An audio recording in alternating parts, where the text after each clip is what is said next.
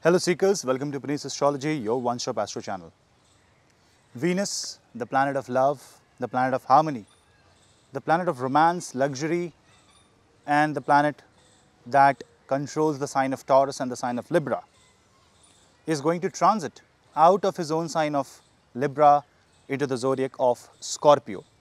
Scorpio is the natural 8th house, the house which controls the lust, the deep desire, the hidden secrets of life, and also it is the house of transformation. So Venus, the planet of love, directly goes into the house of transformation.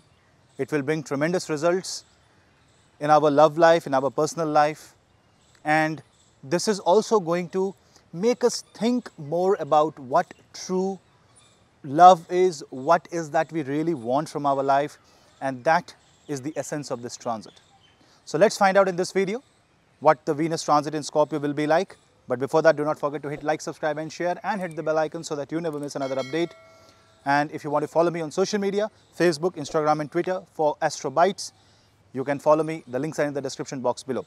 If you want to take my consultation, the email ID is also in the description box below. Drop me an email. So now let's continue with the transit of Venus in Scorpio.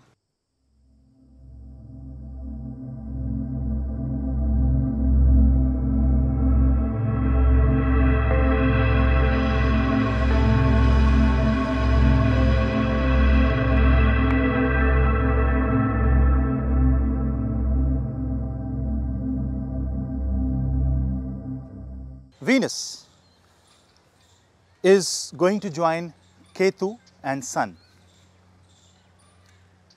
When Venus is with Ketu, Ketu is something that deprives Venus of its natural quality. Ketu is a deficiency, and Ketu is also the inward feeling, the inner expression. Ketu is moksha. Venus do not want to be in the sign of moksha. To understand this transit, you need to understand the nature of the 1st and the 7th house. Taurus is the sign which is dominated by Venus, controlled by Venus, and it represents the resources, it represents the balance of life, it represents the family life, it represents what you gain, your bank account, your finances.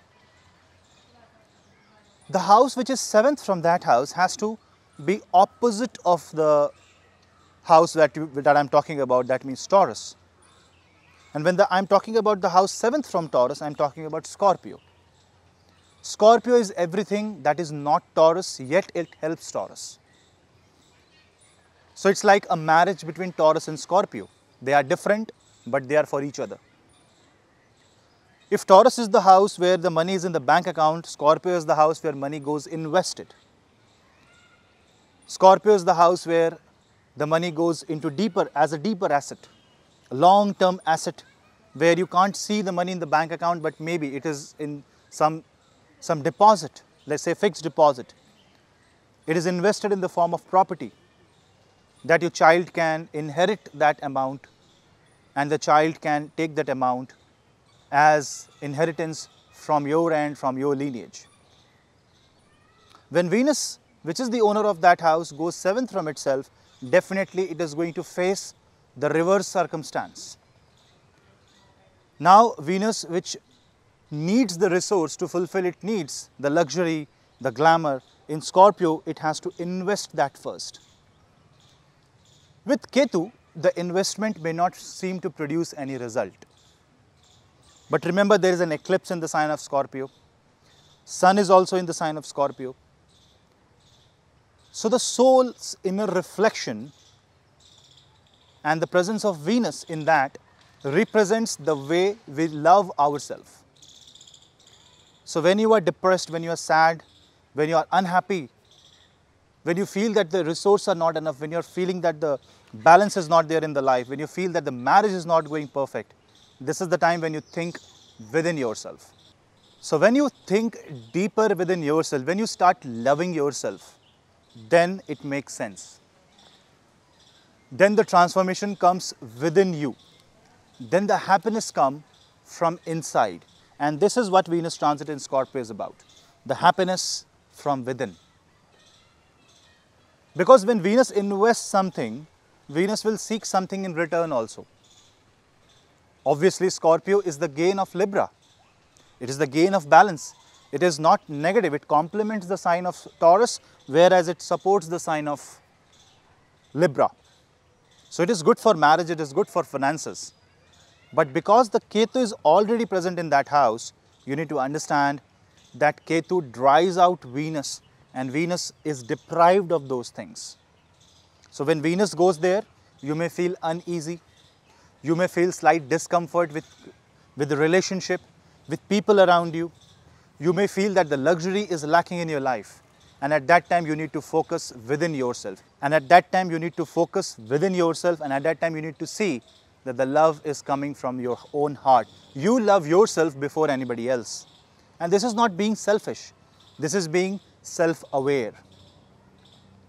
Your Atma, Sun is also there. And soon after mid of December, Sun is going to move out of the sign of Scorpio, move into the sign of Sagittarius. Venus will be left alone for a very brief period of time with Ketu, therefore giving a chance to look into the reality of life, because Ketu is where you have to leave something. This is also the time when your thoughts will be coming whether to stay or whether to leave.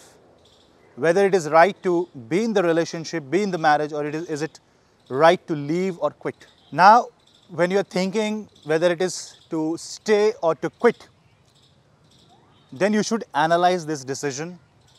That is it that you lack the love for yourself that you seek from others, or you are content and happy within yourself and practically you are not getting what you deserve. These are two different things.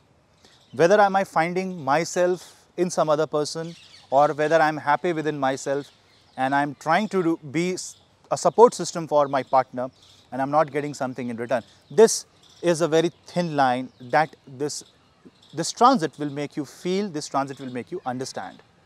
But don't take any decision at this time. Because when Venus is with Ketu, the decision making will be obviously because of the desperation, depression, the vairagya that kicks in. Now, when Venus has Rahu placed in its zodiac, and that too in the sign of Taurus, which is the sign of resources, you will feel that you don't have enough resources to fulfill your needs.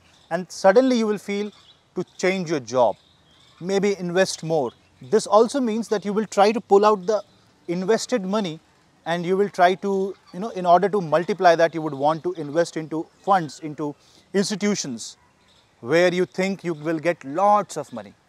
This feeling of multiplying the amount, multiplying the wealth won't work, because Ketu's energy is more cutting in nature. It will reduce the invested money. You will get the money in your bank, but Rahu's thirst will not end at this time. So be very careful when you take out money and you invest somewhere. You have a business plan, I would say wait. If you have a plan to invest in stocks, I will say wait. Pull out the money that you think can go into a loss. Also, this is not the time to decide on marriage, relationship. This is the time to just wait and pass the time. Once Venus will go into the sign of Sagittarius, automatically the sun's energy, the soul's energy is going to give you the hint how the transit will be for you. Apart from that, if you see, third from Venus, Jupiter and Saturn are going hand in hand in this time frame, and while Venus is moving in the sign of Scorpio, Jupiter and Saturn are forming a very tight, in fact they are overlapping, and Jupiter will cross Shani, Jupiter will cross Saturn. Now what is so significant about this? The significance is that Jupiter is aspecting the sign of Taurus with its fifth aspect, whereas Saturn is aspecting the sign of Libra with its 10th aspect. So there will be definitely an experience in life that will teach you, an experience in your relationship, an experience in your investment, an experience in your finances that is going to teach you a lot.